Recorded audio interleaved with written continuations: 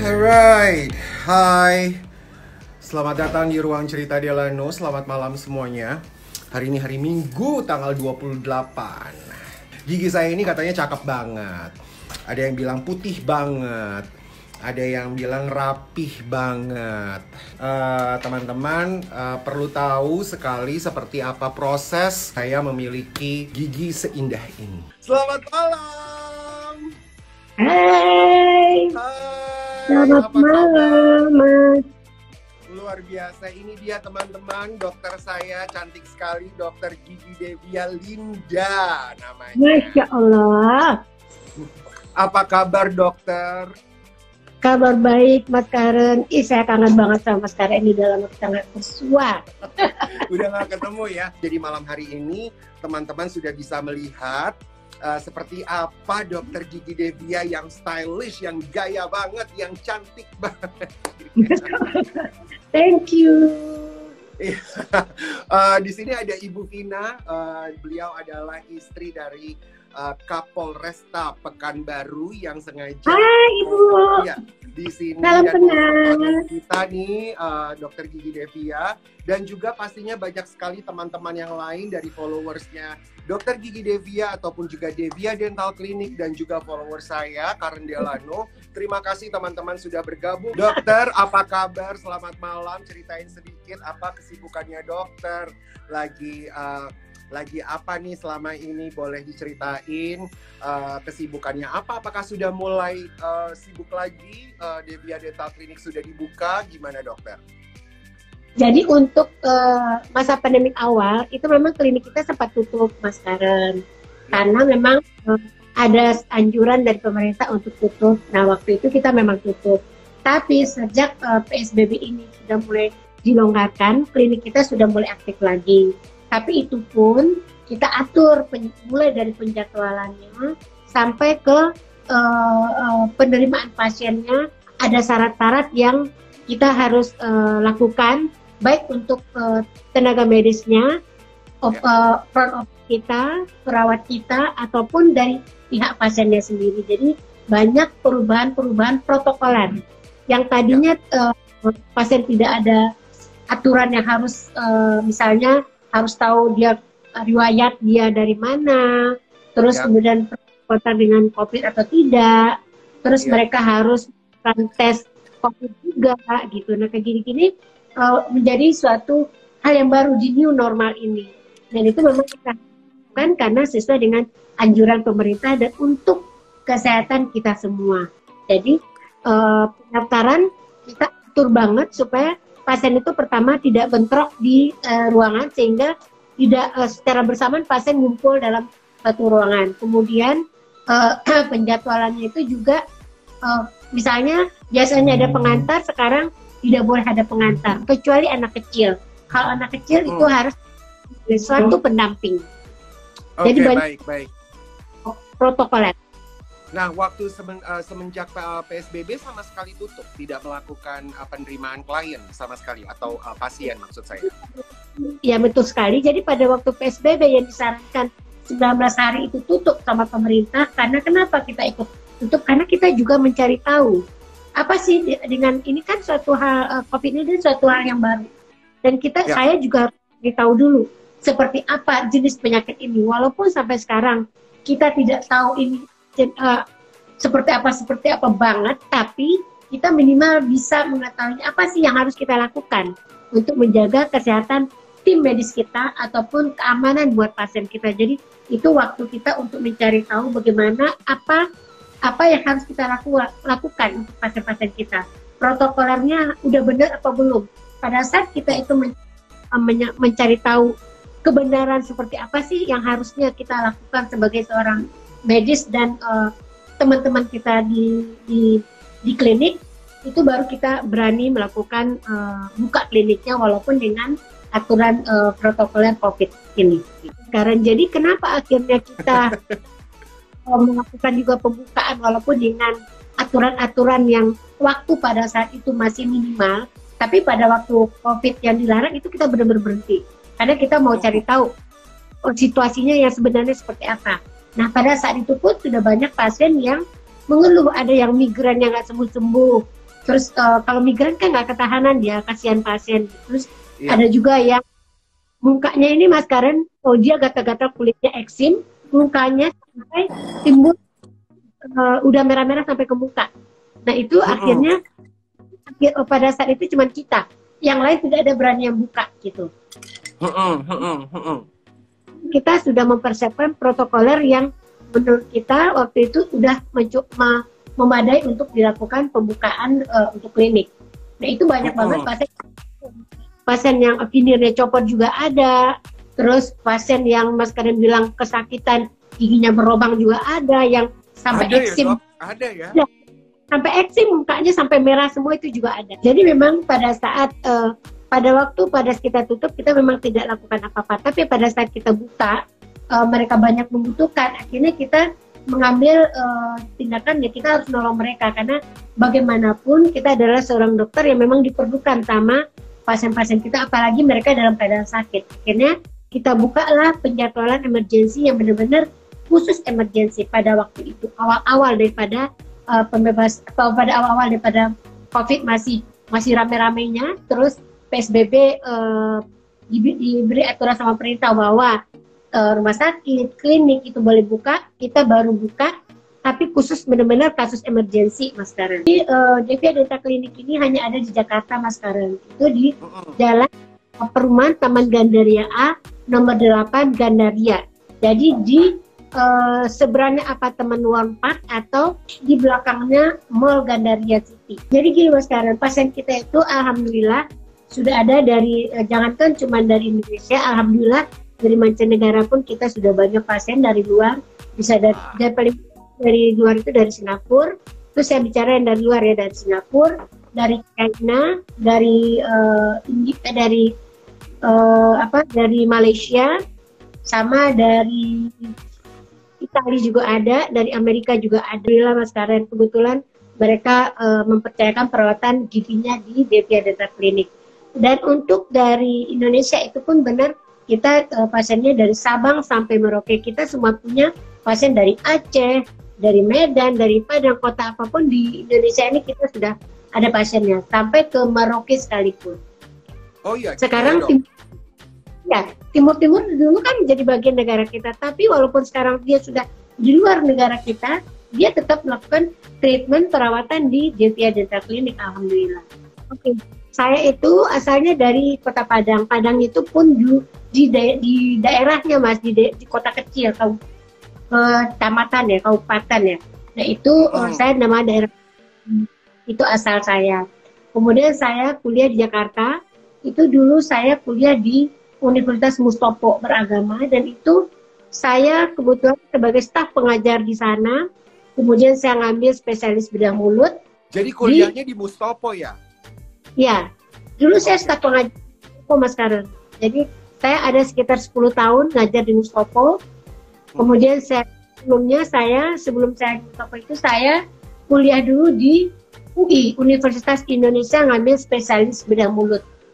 Ini spesialis lumayan lama, zaman saya itu lulusnya itu sampai 6 tahunan, karena memang banyak pelajaran tambahan yang kita dapati pada waktu di bedah mulut. Jadi kita bisa bergabung dengan bedah digestif, bedah tumor, bedah plastik, kita jaga unit gawat darurat. Jadi banyak pengalaman yang saya dapat dari Universitas Indonesia ini, dari bedah mulut ini. Oke, berarti dokter tuh awalnya di Mustopo dulu, ambil general kedokteran, ya kan? Dan dokter gigi, lalu ambil spesialisnya di Universitas Indonesia untuk bedah mulut. Dan untuk bedah mulut saja memakan waktu sampai 6-8 tahun ya dokter, atau 6 tahun? 7 tahun Mas Karen. 6 sampai 7 tahun. Padahal S1 saya cuma 4,5 tahun. Jadi S1 saya itu, saya lulus pada waktu itu hanya 10 orang angkatan saya. Saya masuk yang ke nomor 5 terbaik lulusnya. Habis itu saya ambil lagi di UI, karena waktu itu kita wajib tugas daerah dulu, namanya waktu itu PTT. Nah itu kita ambil di Jawa Barat, di Malangbong. Selesai Malangbong, saya langsung ambil UI, ambil untuk spesialis bedah mulutnya. Jadi gini Mas Karen, awalnya sebenarnya saya itu pengen jadi dokter. Dan waktu kita SMA kita semuanya itu tidak tahu. Pasti jarang orang yang tahu nih Cantik dia pengen jadi apa. Tapi biasanya orang tua. Kalau saya waktu itu saran dari orang tua saya pengen jadi dokter. Dan saya pun memang pengen jadi dokter, tapi belum tahu nih dokter apa. Karena waktu itu saya berpikir saya perempuan, kalau kedokteran zaman itu kuliahnya bisa lama, sementara perempuan kan mau cepat dinikahkan lah sama orang tua, namanya saya di daerah ya. Itu pemikiran saya sehingga akhirnya saya ambil dokter gigi. Nah, ternyata dalam perkuliahan saya ambil itu, saya sangat mencintai, pas kebetulan saya sangat mencintai sekolah saya, kedokteran gigi ini. Dan walaupun saya dulu tidak tahu nih kedokteran gigi ini seperti apa, tapi setelah saya belajar, terjun ke sana, saya ternyata benar-benar dapat pilihan yang tepat pada saat itu menurut saya, dan saya sangat menyukainya. Dan di antara pelajaran-pelajaran yang dari dulu saya ikuti, yang saya paling suka adalah memang bedah. Pencabutan, operasi, itu saya sangat suka sekali. Jadi seneng banget main pisau ya dokter? Main pisau bedah tuh seneng banget ya? Karena pada saat itu adalah bahwa pekerjaan bedah ini tidak semua orang bisa lakukan. Tapi kalau misalnya kita ngambil konservasi atau ngambil apapun, itu orang bisa banyak lakukan pada saat itu ya, dalam pemikiran saya pada waktu masih muda. Makanya akhirnya saya memang sangat mencintai kuliahnya. Pada waktu saya kuliah itu saya sangat suka dengan pelajaran itu, dan pada waktu saya praktek ke pasien pun saya sangat menyukainya gitu, sangat menikmati dan itu. Menikmati ya. Memang udah passionnya dokter ya, udah kuat banget. Jadi gini Mas Karen, saya itu benar-benar memulai karir saya dari nol. Jadi saya ini ada seorang anak yang dilepas sama orang tuanya. Setelah dia selesai kuliahin, kamu harus bisa cari sendiri. Walaupun orang tua saya waktu itu lumayan cukup mampu untuk memodali saya untuk bekerja, untuk buka klinik, tapi pada saat itu orang tua saya kasih kepercayaan kepada saya bahwa kamu harus berdiri sendiri. Nah, itu pun saya mulai kerja pada waktu saya kuliah, saya udah susun skripsi, saya sudah bekerja Mas Karen. Jadi saya bekerja tempatnya jauh banget di klinik 24 jam. Namanya klinik apa waktu itu ya saya lupa. Di daerah Pondok Cabe, jauh sekali di daerah Pondok Cabe situ. Dan itu adalah klinik 24 jam Mas Karen. Di situ klinik itu masih kuliah di Mustopo. Saya udah bekerja di sana. Saya itu sebagai dokter baru, karena udah belum selesai tapi sudah selesai skripsi dan saya udah kerja. Itu saya mulai itu tahun 1994. Saya sudah bekerja. Habis itu melakukan karena waktu itu wajib PTT, kita berangkat PTT ke Malangbong. Habis berangkat ke Malangbong itu, jadi saya mulai bekerja nih, belum bekerja ke rumah sakit, ikut di dalam bedah mulut itu. Waktu kita bekerja jadi sekolah jadi bedah mulut, itu saya udah bekerja juga. Jadi saya juga dipanggil sama klinik-klinik seluruh Jabodetabek Mas Karen. Itu capeknya minta pun, kayak orang yang makeup artis itu bawa koper satu, bawa asisten perawat satu, sopir saya ngelilingi Jabodetabek, mulai dari Cilengsi sampai ke Cibubur, sampai semua rumah sakit klinik Jabodetabek ini saya sudah mampir Mas Karen. Saya dipanggil sebagai dokter bedah pada saat itu, dan itu saya jalani kurang lebih dari tahun 2005 sampai 2010. Oh, 2010. Wow. Lalu dan waktu itu saya kan masih jadi dosen di Mustopo, dan saya itu bekerja di beberapa rumah sakit. Saya di rumah sakit Omni, BSD, saya bekerja rumah sakit Mitra Keluarga, rumah sakit Astari Asih, dan banyak lagi rumah sakit yang di pinggiran itu yang saya sebagai dokter konsultannya. Nah, kemudian akhirnya saya memutuskan untuk punya klinik sendiri ini karena waktu itu saya melahirkan anak saya Nabila. Itu tahun 2010. Nah, anak saya ini saya merasa anak saya itu butuh banget saya sebagai seorang ibu. Gitu. Nah, akhirnya saya memutuskan untuk berhenti di Mustopo. Saya diajaklah sama teman saya, sahabat saya, Dr. Tompi untuk bergabung di Biotipo Klinik. Nah, itu tahun 2010. Dan akhirnya saya berhenti di Mustopo, dan saya tapi masih bekerja di rumah sakit. Dari beberapa rumah sakit bekerja. Akhirnya saya memutuskan untuk punya klinik sendiri adalah pada waktu tahun 2015. Pada waktu 2015, saya sudah mulai pisah dengan Tompi, akhirnya dengan sahabat saya, akhirnya saya buka klinik sendiri di Gandaria sekarang ini, itu tahun 2015 sampai sekarang. Oke, berarti kalau saya lihat semuanya, saya puas ya, karena memang kalau secara keseluruhan saya pasti puas dulu melakukan makeover kepada mereka semua, karena memang prinsip dari pasien saya itu adalah bahwa saya tidak akan melepas pasien saya kalau menurut saya itu tidak bagus. Itu sama prinsip saya. Terus yang paling berubah menurut saya itu adalah pada waktu itu Vega Darwanti ya. Vega. Dan itu, iya, Vega itu awalnya bentuk mukanya kan sedikit agak cantik, tapi sedikit agak lebar. Tapi pada waktu saya bikinkan dia gigi kelinci dengan bentuk yang sedikit V-shape gitu, sehingga membuat dirinya menjadi jauh berbeda. Akhirnya orang banyak aware tuh, diapain ya Vega ya, sampai mereka itu bilang Vega dioperasi lah, Vega di inilah. Itu sih ini banget buat saya bahwa hasil yang saya kerjakan itu berdampak luar biasa kepada si pasiennya, sehingga orang bisa menyangka dia adalah telah melakukan operasi plastik.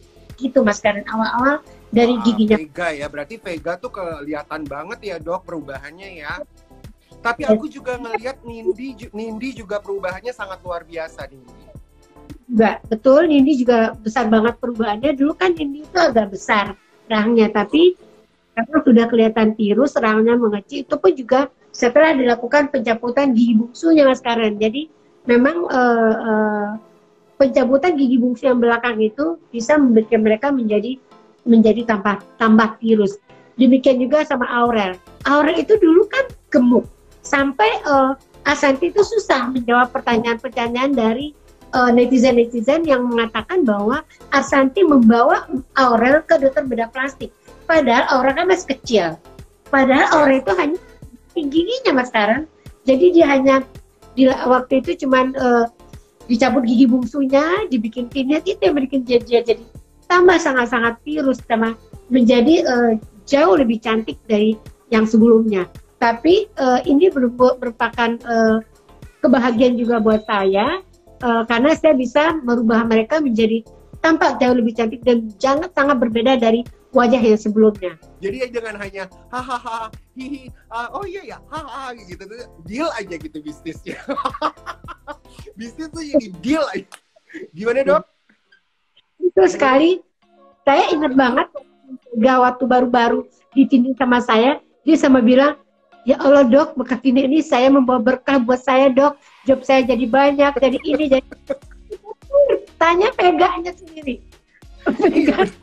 Iya bener. Dan dia dipanggil di TV, dipanggil di majalah waktu itu, dia sempat sharing ke saya, sampai dia dipanggil semua TV ini dia tentang finirnya, karena memang benar-benar merubah wajah dia waktu saat itu. Dan juga waktu banget Yunisara itu kan waktu itu giginya kecil-kecil dan hitam, dan di depannya itu ada gem. Nah waktu saya pertama kali saya finir, sampai adik ini Krisdayanti, kakaknya, adiknya sampai bilang begini, Net, lu cuman dibenerin gigi aja, tapi lu stunning banget ya, berubah banget hanya cuman karena dilakukan finishing gigi. Itu komen awal dari Krisdayanti pada waktu ngelihat Yunet habis dilakukan finishing. Itu ya, Mas Karen. Betul sekali Mas Karen. Jadi saya, apapun yang saya buat, apapun saya lakukan, baik itu implan, baik itu nambal, baik itu nyabut, maupun itu finishing sekalipun, saya selalu coba dulu ke diri saya, sehingga saya bisa tahu touch-nya ke pasien tuh yang enak buat pasien itu seperti apa. Kalau kita tidak merasakan, feel-nya itu kita nggak dapat ke pasien, kita menjadi seenak-enaknya sama pasien. Karena menurut saya itu hal yang berbeda ya. Kalau kita sudah merasakan, bisa kita tarik begini aja kita sakit, kita tahu kita nggak akan melakukan itu kepada pasien gitu. Karena semua yang saya lakukan ini semua sudah saya pernah lakukan untuk diri saya sendiri. Sampai nyuntik pun saya nyuntik sendiri Mas Karen gitu. Pada waktu pasang pintu, waktu pas cabut gigi, pasang implan, itu saya lakukan sendiri. Wah. Jadi ini ada veneer implan Mas Karen. Tadi Mas Karen tanya tentang bahan. Jadi memang untuk veneer ini kita punya bahan sendiri memang. Jadi satu yang teman-teman sekalian harus tahu adalah bahwa bahan implan ini, bahan veneer ataupun bahan implan itu bermacam-macam. Ada yang dari Cina, ada yang dari Korea, ada yang dari Eropa, ada yang dari Jerman gitu. Nah kebetulan kita pakai yang benar-benar dari Jerman karena lab kita pun adalah dari Jerman. Kenapa saya akhirnya memutuskan untuk memakai lab sendiri? Itu adalah karena saya mau hasilnya itu sesuai dengan yang saya mau. Saya mendesainnya sendiri, saya lihat hasilnya sendiri. Waktu zaman dulu awal-awal saya bermain di veneering ini, saya tidak punya lab sendiri Mas Karen. Dan itu saya sangat makan hati gitu karena saya harus ada perubahan ini, saya harus balik lagi. Sedikit aja saya goresin, misalnya di grinding sedikit, saya harus balikin lagi. Datangnya nanti berapa hari gitu, 10 hari. Jadi itu sangat-sangat menyita waktu pasien kita. Sementara pasien kita banyak dari luar negeri, dari luar daerah. Kalau Jakarta ada it's okay gitu, mereka menunggu dalam waktu yang singkat, yang cukup lama. Tapi kalau untuk pasien-pasien kita dari luar negeri, di daerah, itu nggak mungkin mereka bolak-balik ke Jakarta, itu cukup memakan waktu yang cukup panjang gitu bolak-baliknya. Inilah yang membuat saya memutuskan untuk punya lab sendiri sehingga saya bisa berkarya dengan sesuai yang saya mau. Saya bisa mempercepat waktu kunjungan pasien, itu adalah yang saya utama, dan saya bisa menentukan quality daripada bahannya sendiri. Jadi kalau kita serahkan ke lab lain itu kita nggak tahu mereka tuh pakai bahan apa. Mereka tuh kalau kita benerin pun kita harus balik lagi gitu, ditaruh lagi ke lab, nanti 10 hari balik lagi. Kalau 10 hari balik kadang-kadang ada yang lebih gitu. Nah itu kan susah untuk saya memutuskan waktunya kepada pasien. Misalnya bisa 10 hari belum tentu gitu, bisa nanti kelama gitu. Akhirnya saya memutuskan lab sendiri. Dan itu tadi untuk lab. Kemudian untuk veneer. Bahan veneer itu yang tadi saya bilang itu ada dari Korea, ada dari Jerman, ada dari segala macam. Yang kita pakai ini adalah bahannya Jerman. Jadi kenapa akhirnya veneer itu berbeda harga di setiap orang, karena memang berbeda bahan. Kemudian untuk kasus veneer itu biasanya dilakukan pada pasien-pasien yang masih ada giginya Mas Karen. Jadi dia masih ada gigi licin, sehingga nanti kita bentuk sesuai dengan bentuk wajah mereka masing-masing, sesuai dengan ukuran gigi masing-masing. Dan kelebihan dari veneer sekarang ini adalah dia lebih tipis, terus kemudian tidak perlu di grinding. Kayak Mas Dev itu nggak perlu di grinding. Jadi kebelakangan ini udah nggak di grinding. Tapi pengalaman saya kayak Mas Karen dulu kan udah dari dokter lain, kayak Saskia Gotik juga dari dokter lain banyak banget, yang akhirnya kita benerin gitu veneeringnya. Nah ini menjadi pengalaman buat saya bahwa membongkar ulang pekerjaan yang sebelumnya menjadi yang saya kerjakan itu akan jauh lebih rumit sebenarnya daripada saya dari awal mengerjakannya sendiri dari nol gitu. Daripada saya merombak gigi orang yang saya kerjakan, kemudian dengan saya bekerja sendiri itu jauh lebih enak. Saya dari nolnya saya kerjakan. Gitu. Terus kalau untuk implan itu adalah untuk pasien-pasien yang tidak ada gigi Mas Karen. Jadi giginya udah dicabut, kita pasang implan gitu. Jadi itu berbeda. Jadi yang tidak ada gigi, veneering inti untuk yang tidak ada gigi, kemudian giginya kita percantik atau kita lapisi seperti kita kasih casing handphone gitu Mas Karen. Kayak handphone kita kasih warni. Nah nanti warnanya bisa kita pilih. Lebih kurang seperti itu. Elia ya tadi ya yang bertanya, saya tidak pernah mengendorse namanya artis. Bukan saya sombong, bukan karena tidak mau atau tidak sanggup mengendorse, tapi saya memang dari awal mau pasien itu datang karena ke saya memang karena dia perlu, karena dia butuh, karena memang dia percaya dengan kualitas saya, dia memang percaya kepada saya untuk melakukan treatmentnya, bukan karena saya panggil, saya endorse, sini dong saya datang, saya endorse, bukan. Sampai dokter-dokter teman-teman sejawat saya pun bertanya kepada saya, kok bisa dokter artisnya banyak? Saya bilang, Saya juga tidak tahu gitu. Saya merasa ini kepercayaan yang mereka berikan kepada saya adalah anugerah dari Tuhan kepada saya, dan mungkin itu juga mungkin dari hasil yang mereka lihat dari teman-teman mereka sendiri. Misalnya awalnya saya ngerjain olah, kan teman-temannya pada lihat, akhirnya datanglah datang Indi Baren, datang Andin waktu itu, datang Yunisara, datang Ashanti, datang Aurel, datang Windy. Alhamdulillah gitu. Karena mungkin mereka melihat dari hasil Mas Karan, dari hasil yang saya bikin kepada artis-artis yang awal. Nah jadi memang itu endorse. Jadi artinya artis-artis ini bayar loh sama Dokter Gigi Devia ini, dibayar. Mereka tuh memang karena mereka juga mementingkan penampilan mereka. Dokter Devia tidak mengendorse tetapi bayar. Jadi mereka itu karena peduli sekali dengan penampilan dan tahu bahwa mereka adalah public figure, jadi kebutuhan gigi itu adalah nomor satu. Kan deket banget tuh kamera, kadang-kadang kita kalau ketawa giginya kelihatan banget ya. Nah jadi mereka datang ke Dokter Gigi Devia tuh mereka bayar, punya modalnya. Terima kasih. Tadi kalau nggak salah pertanyaan itu ternyata adalah kakaknya si Ibu Kapolresta, ternyata barusan. Oke. Nah ini banyak sekali pertanyaan keren-keren banget ya. Ada juga yang gimana dok? Memang itu yang sering ditanyakan sama orang-orang, kok dokter banyak banget artisnya ya gitu. Ya saya juga nggak tahu. Mereka datang kepada saya itu alhamdulillah banget, buat saya itu kebahagiaan atau apa ya, saya merasa hasil kerja saya dihargai Mas Karan. Jadi iya betul. Ya kalau kita merasa dihargai, mereka datang karena memang mereka mau untuk melakukan perawatan kepada saya, itu sesuatu yang anugerah buat saya sebenarnya. Kepercayaan sangat berharga buat saya. Betul sekali. Semangat saya menjadi supaya berbuat lebih baik lagi itu.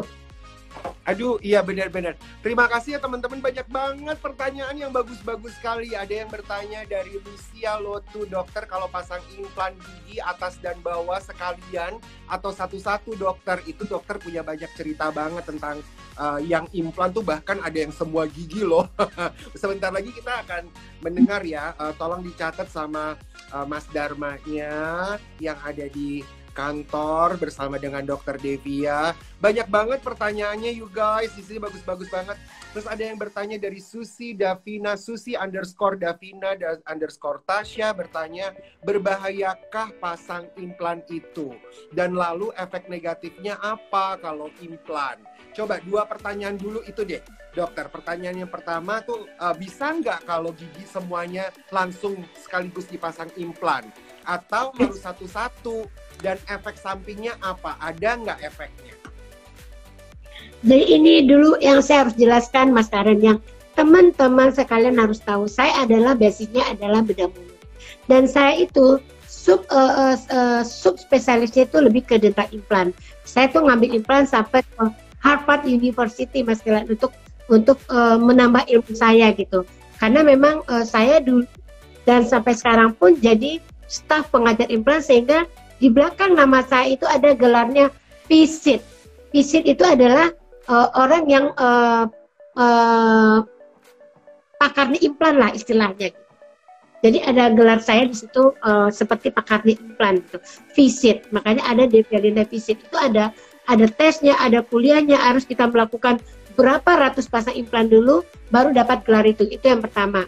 Yang kedua, yang pertanyaannya bahwa ini biar jelas dulu kenapa akhirnya banyak pasien implan saya. Saya mengajar implan itu biasanya sekaligus Mas Karan. Jadi saya tidak 1, 2, 3 bukan. Jadi kalau memang kebetulan semuanya giginya tidak ada atau ompong semua, itu saya pasang semuanya sekaligus sesuai dengan jumlah tulang yang bisa dipasang implan. Kalau masih bisa kita tambah tulang, kita tambah tulang. Jadi istilahnya bahwa saya memasang implan kalau semua giginya ompong, semuanya langsung saya kerjakan, karena satu implan itu saya cuma butuh waktu 1 menit Mas Karen. Jadi untuk 20 atau 32 implan, atau biasanya itu paling banyak kalau 32 dikurang 4 berapa tuh? 28. Ya, 14 bawah. Dan itu saya langsung dalam 1 kali kunjungan. Mm-mm, mm-mm, mm-mm. Luar biasa sekali loh. Ini udah kita dengar ya bagaimana kehebatannya. Dan sahabat saya Dave Hendrik juga melakukan implan kemarin baru-baru saja sama dokter gigi Devia. Dave tuh menceritakan tidak sakit sama sekali. Dan ternyata memang karena mungkin dokter gigi Devia ini adalah bedah mulut ya, dan senang banget bermain dengan pisau operasi. Jadi sangat sudah berpengalaman sekali sehingga implan itu sama sekali tidak sakit. Banyak banget pertanyaan yang bagus-bagus di sini dari Lua Hambowo.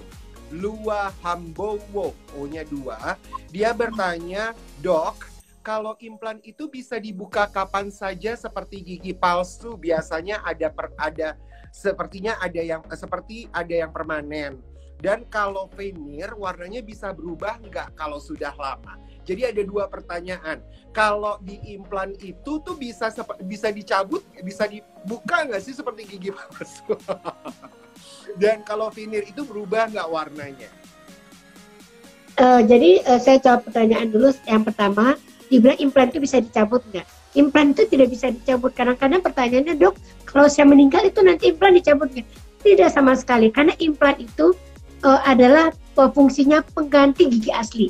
Jadi Tuhan menciptakan gigi itu dengan akar-akarnya, semuanya ada gunanya, Mas Karen, supaya komposisi kita itu tidak menciut dan tidak memendek.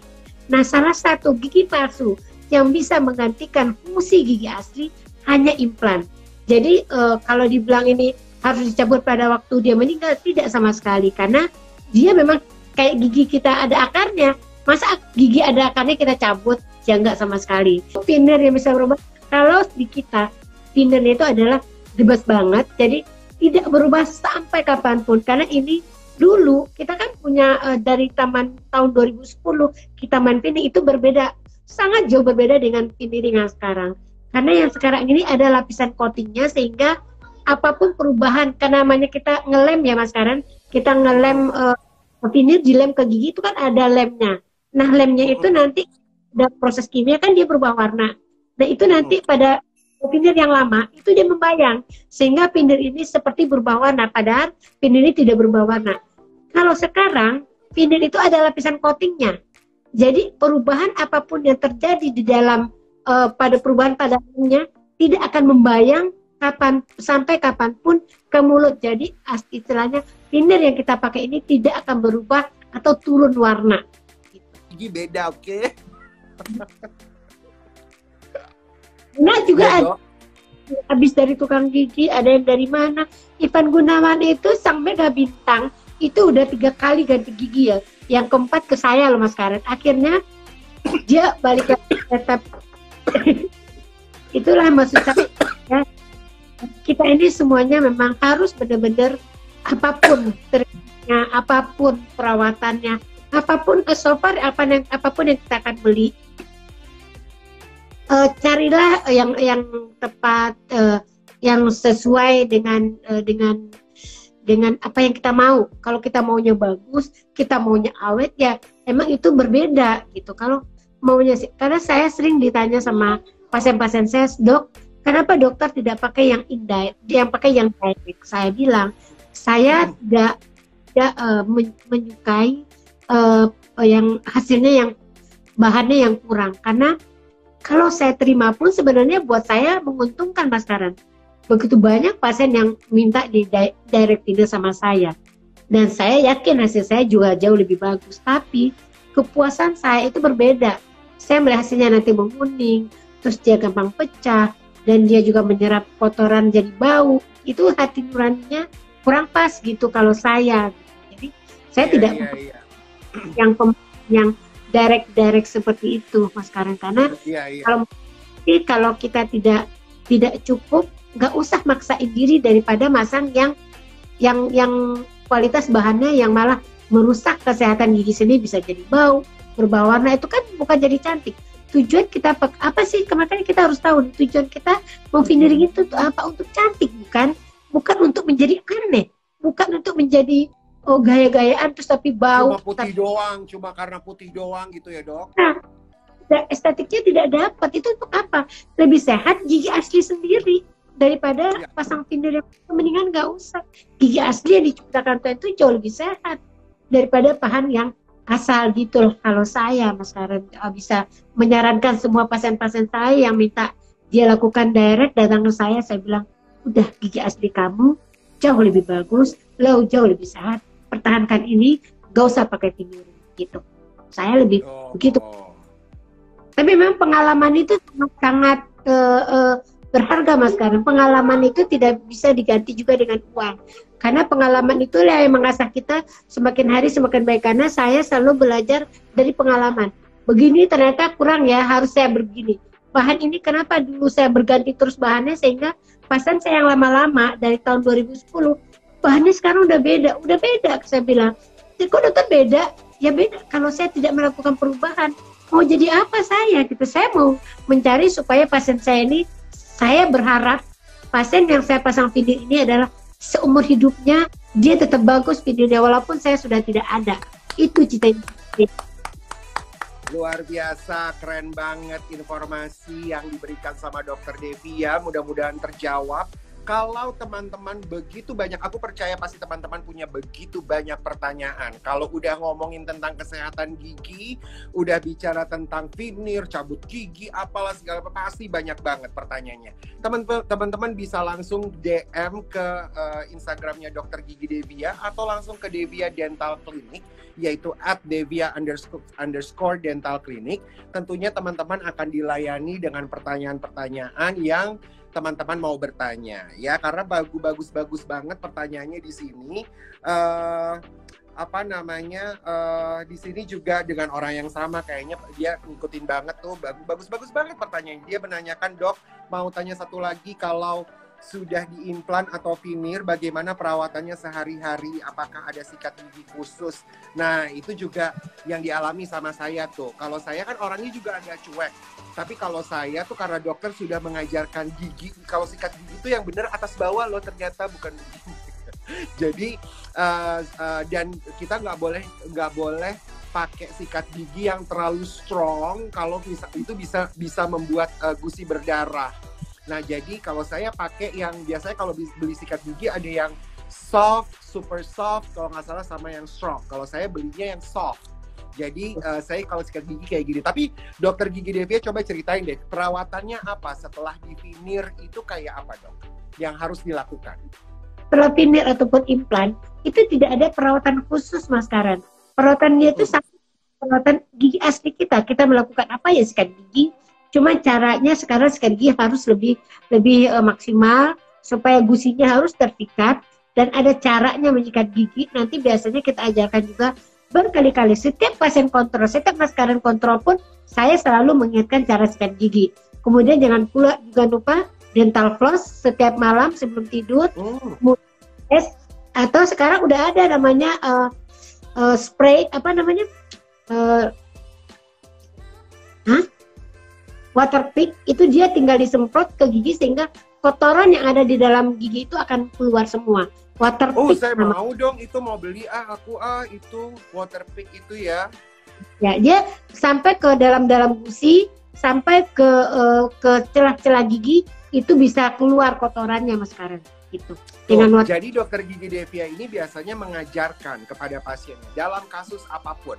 Setiap kali dokter mendapatkan klien dan sudah selesai di hari itu, di ujungnya pasti diajarkan ilmu ini, ilmu sederhana sikat gigi dan bagaimana merawat gigi dengan gigi kita dari rumah saja.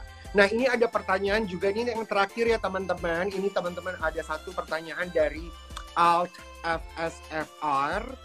Mengatakan pertanyaannya, dokter apa benar kalau sakit kepala itu harus cabut gigi bungsu? Jadi gini, sakit kepala harus cabut gigi bungsu. Jadi gini, sakit kepala itu kita harus cari dulu sumbernya. Kita sakit kepala itu dari mata yang minusnya ini juga bisa sakit kepala. Pilek juga bisa sakit kepala. Nggak ada uang juga sakit kepala Mas Karen. Jadi kita harus... Ya. Apalagi pandemi begini. Pandemi begini ya, pusing. Jadi maksud saya, semua penyebab sakit kepala itu dari gigi bungsu. Tapi gigi bungsu bisa menyebabkan sakit kepala, berbeda loh. Jadi gigi bungsu memang bisa menyebabkan sakit kepala. Tadi tidak semua sakit kepala disebabkan oleh gigi bungsu. Gigi berlubang, gigi yang sakit, ada infeksi di bawah, itu juga bisa menyakitkan sakit kepala.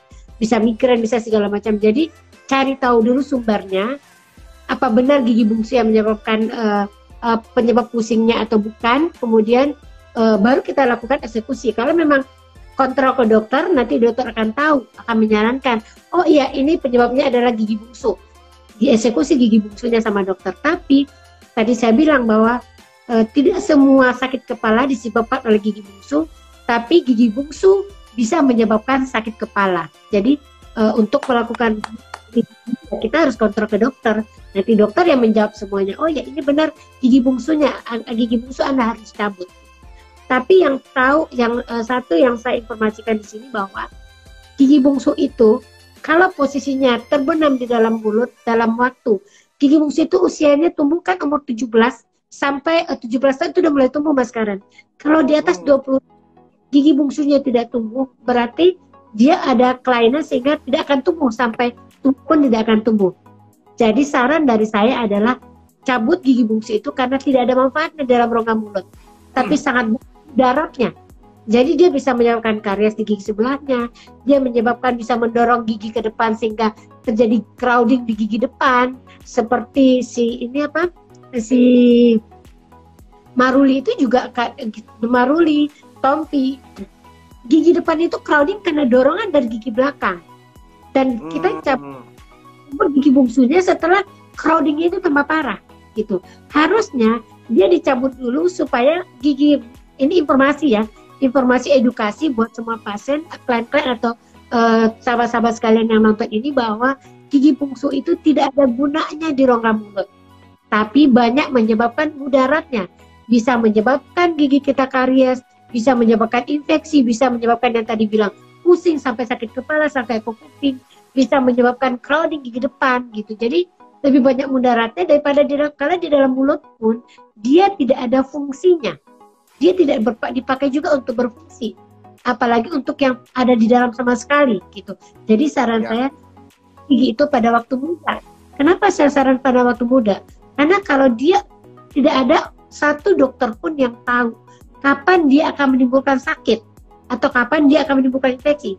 Kalau suatu saat dia terjadi infeksi pada saat kita udah tua, komplikasinya, penyembuhannya jauh lebih susah daripada kita masih muda. Healingnya pada orang muda jauh lebih cepat daripada healingnya pada saat kita sudah berumur tua. Karena kenapa? Tulangnya pada waktu kita tua udah keras, vaskularisasinya udah pelan, jadi healingnya akan lebih lama dibandingkan dengan anak muda. Dan yang kedua, kalau kita udah tua ada penyakit penyertanya, kita ada jantung lah, ada ginjal, ada diabetes, bahkan umur 40 baru keluar semua. Nah, itu resikonya jauh lebih besar kalau nanti kita cabut pada saat usia kita sudah tua. Itu saran daripada saya, Mas Karen. Setiap seminar pun saya selalu kasih tahu itu kepada dokter-dokter sekalian. Berikan arahan resep, apa namanya, just dokter. Kenapa dokter nggak begitu? Ini saya memang bukan di DPI Dental Clinic aja, Mas. Dari dulu, saya dari rumah sakit, dari dulu saya di rumah sakit manapun, saya tidak pernah punya jas putih. Sampai sekarang pun jas putih saya nggak pernah punya dari zaman dulu, karena memang itu merasa saya tuh lebih semakin saya lebih menurut saya ya, takaran saya pede dengan penampilan saya, menurut saya cakep dengan penampilan saya, menurut saya ya, belum tentu menurut orang, tapi menurut saya cakep dengan penampilan itu, saya pede mengerjakan apapun, dan saya mencintai fashion, Mas Karen. Jadi dari dulu memang saya tidak pernah punya baju putih gitu, karena memang sampai pasien saya itu pernah bilang ke saya begini, dok, saya ini harus ke dokter, tapi saya tuh lagi malas banget dandan, tapi saya paksain saya ke klinik dokter, saya harus dandan. Dan ada juga tuh saya sekarang kenapa dulu dia datang pertama ke klinik saya itu dengan penampilan biasa, tasnya tuh tas biasa. Pada saya dia berjejer dengan pasien-pasien lain, kok orang tuh pada nenteng sarme, pakai nenteng tas apa-apa gitu. Kok orang tetap gaya yang pendokter gigi? Kan harusnya cuma pendokter gigi katanya. Kenapa dok orang tuh begitu? Sejak itu dia ngelihat pasien saya, sejak itu dia tidak pernah lagi datang ke klinik saya dalam keadaan kucel. Itu saya juga jadi tunggu karena menurut dia ya begitu dia harus ke klinik. Saya nggak ngerti juga kenapa akhirnya jadi begitu. Awalnya sih kalau menurut saya karena saya memang pengen kelihatan dipercaya, disenangi teman, saya wangi gitu. Itu memang hobi saya gitu. Saya wangi, saya cantik, bersih, dilihat pasien happy gitu. Pasien senang gitu. Tidak wangi gitu, didampingin waktu periksa kan deket banget Mas Karin. Jadi kalau ke dokter pun juga saya senang kalau dokternya wangi, dokternya cantik, saya happy. Dan itu yang saya bawakan ke diri saya bahwa saya pengen tampil begini semuanya buat pasien saya. Ini saya Dokter Gigi Devia. Dan juga ada Dokter Erik. Ini adalah bagian SPKG perawatan saraf gigi. Ini ini adalah dokter khusus perawatan gigi dan gusi dan jaringan periodontal yang di sekitar gigi. Ya, lalu ada Dokter Dian. Nah, ini juga sama dokter gigi gusi. Ya. Ini dokter orto, kawat gigi Invisalign ini timnya. Dokter Raya. Tuh, jadi teman-teman semuanya, apa yang teman-teman lihat di sini, ini adalah tim Devia Dental Clinic Specialist Hollywood Smile. Yes, betul sekali. Thank you Mas Karen. Terima kasih banyak Dokter Gigi Devia untuk waktunya. Tapi sebelum kita selesai, aku mau kasih tahu teman-teman bahwa saya sama Dokter Gigi Devia juga mempunyai bisnis bersama, ya. Kita adalah partner bisnis yang keren banget karena kita berdua banyak gaya banget. Saya sama Dokter Gigi Devia tuh terlalu banyak gaya, oke? Karena kita berdua terlalu banyak gaya, kita menciptakan sebuah anak kreativitas kita yang kita berikan nama Banyak Gaya Coffee. Banyak Gaya Coffee ini kita dirikan berdua di GBK, Gelora Bung Karno Senayan, ada di zona 5B. Nah, yang teman-teman lihat di sini adalah Dapur Banyak Gaya. Dapur Banyak Gaya ini diciptakan sama dokter dan saya. Idenya awalnya sama dokter, yang dimana Dokter Gigi Devia ini juga hebat memasak karena beliau adalah dari Padang yang tadi sudah disebutkan. Jadi ada menu makanan-makanan favoritnya Dokter Gigi Devia. Selama pandemi ini di rumah saja, dapurnya Dokter Gigi Devia ngebul dengan makanan-makanan yang enak banget. Ini masakan rumahan dari ibu rumahan yang spesial sekali. Ada ayam tangkap Aceh, ada juga ayam pop, ada juga ayam cabai hijau, dan berbagai macam variasi sambal-sambal yang enak banget. Teman-teman bisa mendapatkan menikmati makanan dari Dapur Banyak Gaya ini, itu bisa lihat di Instagramnya @dapurbanyakgaya. Semua ada menu makanannya di sana dan juga bisa diorder di mana Tokopedia dan juga Bukalapak dan juga GoFood ya dokter. Ada juga WhatsApp-nya di sana teman-teman. Ada nomor WhatsApp-nya kalau teman-teman follow dan juga melihat di Dapur Banyak Gaya. Semua ada informasinya dan makanannya enak sekali. Nah, ini dia Banyak Gaya Coffee, @banyakgayacoffee. Saya juga mengajak teman-teman untuk follow @banyakgayacoffee. Ini adalah karya kami berdua, saya bersama dengan Dokter Gigi Devia, yang dimana sudah kami launching, sudah di-launch secara resmi dari bulan Agustus tahun lalu, 2019, dan diberikan kesempatan, dipercayakan juga sama GBK untuk membuat acara besar-besaran Zumba sebanyak 1.500 orang di saat pembukaan ini, yang dimana dipimpin oleh sahabat kita Lisa Natalia, si ketua ataupun jagoannya berzumba di Banyak Gaya Coffee. Ya dokter ya? Betul. Betul. Ya, dan ini ya teman-teman. Gimana dokter? Sekarang GBK udah buka lagi. Betul, jadi selama PSBB teman-teman kemarin kan kita semuanya harus tutup. Tetapi Banyak Gaya Coffee, alhamdulillah sudah kembali buka dan teman-teman sudah bisa menikmatinya. Kita tahu bahwa Gelora Bung Karno menjadi tempat tren anak-anak muda ataupun semua orang Jakarta maunya berolahraga, beraktivitas olahraga di Gelora Bung Karno. Nah, mulai dari minggu lalu kalau nggak salah Gelora Bung Karno sudah ramenya minta ampun teman-teman. Dan dapur Banyak Gaya ataupun Banyak Gaya Coffee ini sudah dibuka. Tepatnya ada di zona 5B. Ya betul ya dokter? Ada di zona 5B. Ya dok? Yes, betul.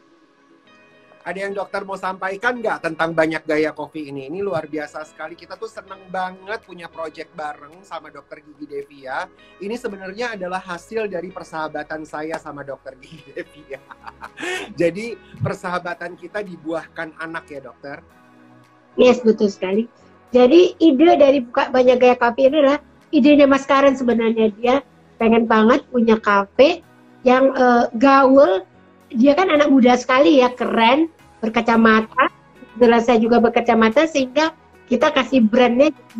Mas Karen juga yang menciptakan namanya, memberi namanya Banyak Gaya Coffee gitu. Jadi ini adalah semua dari persahabatan kita. Insya Allah semoga ini lanjut terus, menjadi banyak lagi usaha-usaha lain yang kedepannya akan kita bisa bikin bersama, karena kita memang dari awalnya tuh sudah dapat kliknya yang benar-benar enak, saling menghargai, saling itu dapat. Yang penting sih saling menghargai, saling mensupport, banyak kesamaan di antara kita. Jadi itu menjadikan hubungan ini menjadi tambah lebih baik, dan kepercayaan yang penting, kejujuran dan kepercayaan itu adalah modal kita dari awal. Betul Mas Karen? Iya. Betul sekali. Jadi dapur Banyak Gaya itu sebenarnya Banyak Gaya Coffee ya teman-teman. Bukan dua brand berbeda, bukan. Sama brandnya Banyak Gaya Coffee. Jadi Banyak Gaya Coffee itu sebenarnya memang inspirasinya karena kesukaan saya sama dokter sama. Kita sama-sama suka fashion. Kita sama-sama suka gaya. Dan kita berdua sama-sama suka pakai kacamata.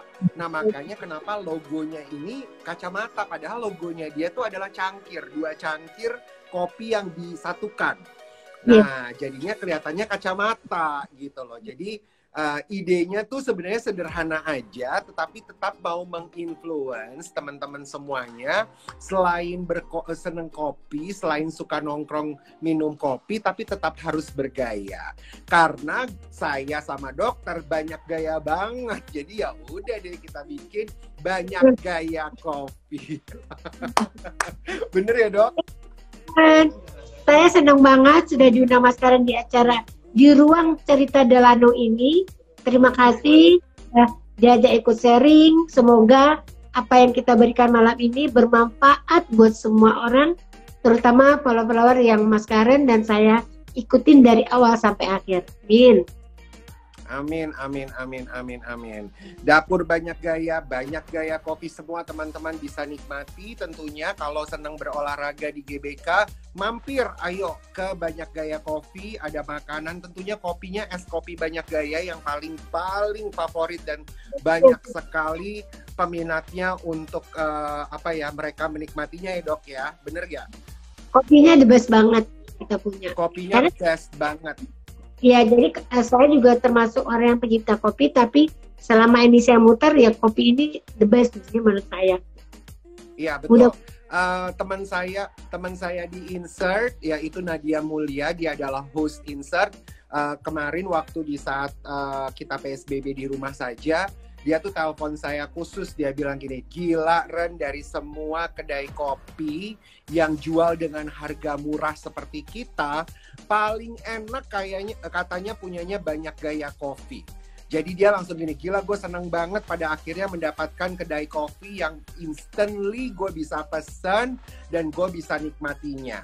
Nah, jadi memang begitu banyak teman-teman kita yang bilang kalau kopi kita tuh enak banget. Jadi teman-teman bisa cobain, telepon, order, Gojek, GoFood, apalah semuanya. Pesen aja karena es kopi Banyak Gaya ini harganya cuma Rp22.000. gitu. Tapi dia enak. Betul ya dokter. Terus lagi murah dan enak, karena kadang-kadang ada murah tapi kurang enak gitu. Kali ini murah dan benar-benar saya yang ini enak banget, karena saya bilang sama suami saya, kalau suruh makan saya nggak mau makan kalau memang tidak enak banget menurut badan saya, karena badan saya ini gampang gemuk Mas Karen. Minum air aja, saya menghirup udara aja kayaknya gemuk gitu. Jadi saya benar-benar harus menjaga, sehingga kalau tidak enak banget saya tidak mau makan. Menurut saya ya, kalau saya enak banget saya akan habisin, tapi kalau enggak sayang badannya, saya merawatnya jadi gemuk gitu. Dokter, ada sahabat kita Dave Hendrik kayaknya baru masuk ngeliat kita di ruang cerita Delano. Yuhu dokter, katanya tuh ada Dave Hendrik. Dave, miss you. Iya, Dave tuh giginya bagus banget ya dok. Itu juga hasil dokter gigi Dave ya.